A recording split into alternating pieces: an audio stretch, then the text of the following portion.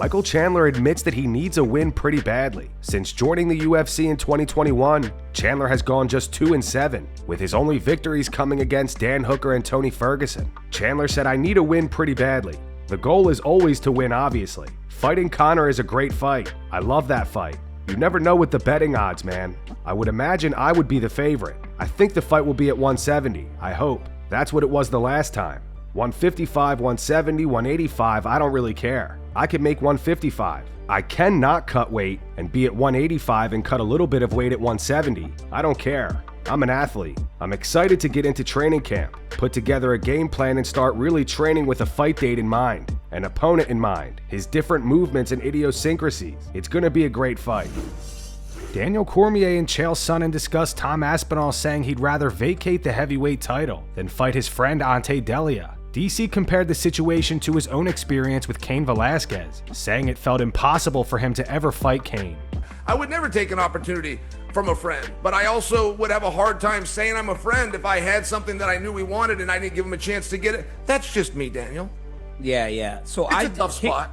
He's big, right? So Cain and I's situation was different, right? I was small enough to be able to get to 205. So I went there. Partly because I wasn't Delija, right? This guy's a PFL champion and he's done a lot of things in his career. My career started with Cain Velasquez and it ended with Cain Velasquez. There was no me having a career prior to joining the team. I learned everything with him.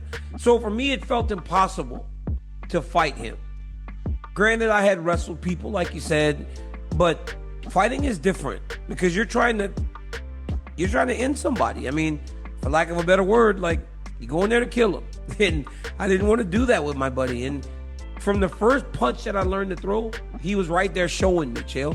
And that would have been much easier it would have been much easier for him not to do that than do it because I was a heavyweight and an Olympian. The same sport that him and I chose to do as amateurs, I was better at. And when I walked into the room, he still took me under his wing and helped me. He could have said, this guy's gonna be an issue down the line. Why would I help him? But instead he helped me. So that's why I didn't do it.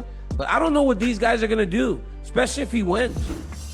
Khabib Nurmagomedov arrived in the United States a few days ago to assist Islam in his training camp for his upcoming welterweight title fight against Jack Della Maddalena. Khabib asked Islam how the preparation was going so far, and Islam said fine up until he arrived. Islam, второй вопрос. Как проходит подготовка? Что нового в этой подготовке у тебя? Все было Чем нормально. отличается? Пока ты не приехал 2 дня назад, я начал отличаться. Нормально отвечай. Давай. Чем не отличается? Веса больше. Дирхамов весит 91 килограмм. Раньше я работал с пацаном, который 84-83 весили максимум. Понял. А как с гонка на этот раз? С гонки даже не думаю. Жизнь изменилась. Да. Как на 77 перешел. Раньше всегда думал, на ужин где покушать, что покушать. Сейчас без разницы, лишь бы покушать. Работаем. Henry Cejudo and Jorge Masvidal discuss Henry's upcoming fight against Payton Tallbot at UFC 323. Masvidal says he thinks Tallbot is going to lose and is in over his head. December 6th, you know, it's going down, my last fight, dude. You know, I got a tough opponent now, Payton. Payton is, he's come out to work with me, so I even got love for him too, but in that octagon, dude, it's like a little bit of what you said, dude. It's either you or my kids. So I'm looking to do some work and then get my last W and then just set off in the sunset. I like Payton. I think he's a skilled kid, but obviously I think he's way in over his head. You know, he's just too much sauce for him right now. I think you're gonna beat him, man. Max Holloway meets the former world's strongest man, Hafþór Björnsson. I'm Hafþór, nice to meet you. Nice meeting you. How are you? Where's good? How's travel? Good for you? Yeah, long. All right. Long travel, yeah. You came from Hawaii? Hawaii is How long flight? Where did you fly to? Seattle, 6 hours, 5 hours, and Yeah. 7 hours Seattle to here. All right. Cool. I want one more. So get me in a headlock. Bad man. Oh, there you go, perfect. I'm gonna post a picture and say like, some guy just took me in a headlock. Who is this guy? Sick. Nice. Thank you, bro. No worries, man. See you tomorrow. Yeah, see you tomorrow, man. Kamaru Usman is hoping to fight Jack Della Maddalena or Islam Makhachev next. And other than that, dude, do you have any fight news yourself, dude, or is Kamaru dude gonna be at MSG? Winner wins all. Drop it right here on Pound for Pound. Are you fighting the winner of Islam Makhachev and JDM? Drop it. Yes, I'm gonna be fighting The winner. those guys. Oh, The winner. Those guys. I don't know, but Dude, I'm gonna be fighting those guys. I don't know. For all you fans that are Hopefully. watching, I got a feeling Kamaru D. Hopefully, I will be fighting. Inshallah. Hopefully. Yeah.